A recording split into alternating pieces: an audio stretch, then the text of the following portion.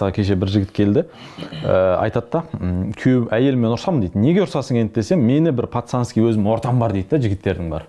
Соған жібергісі келмейді, соған ұрсамыз дейді.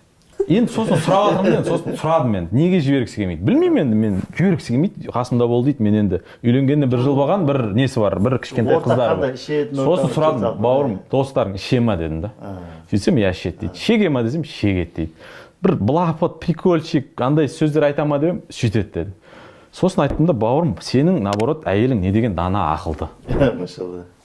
Білмеймін, үстіп ойланбайды екен де жігіттер, осыны түсіндіру керек екен. Сенің әйелің қайта сені жаман ортаға жібергісі келмей жатыр ғой, қызғанып жатыр ғой сені.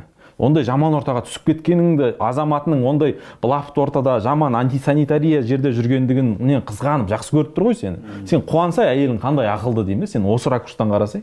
Егер сенің ортаң дұрыс болса болатын еді, өткенде мен Серікбай Оразбен мәуліт оқыдық, сол жерге мен барғым келмей үйде жатсам, әйелім қоймай қуып жіберді, бар деп ше. Сенің жақсы ортаға баратыныңды, жақсы ортаң болатындығын білсе, әйелің жатқан жеріңнен қуып жібереді, бар сояққа деп деймін да.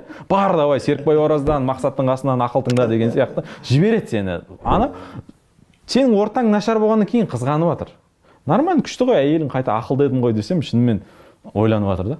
Осы бір-бірін айту, немесе ол әйелі де осы сөзді айтамай жатқан болуы мүмкін, түсінбейді. Бірдеңке ұнамайды негізі әйелінің жүрегіне, жеткізе алмай жатыр. Просто барма дей береді да, әйелінің де тәжірибесіздігі ғой енді.